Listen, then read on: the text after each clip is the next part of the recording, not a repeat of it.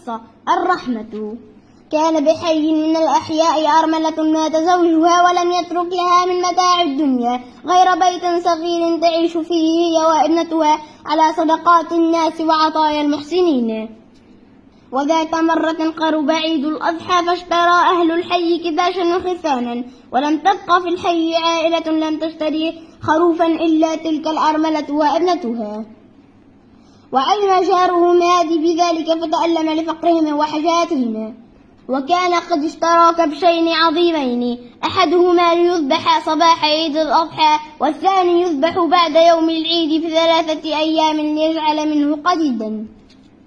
وفي ليلة العيد نادى هادي ابنته مريم وقال لها: خذي يا مريم أحد الكبشين وأمسكيه من مقوده وهلمي نجره نحو بيت جارتنا سعادة وابنتها فهما أحوج منا به والعيد أولى من القديد.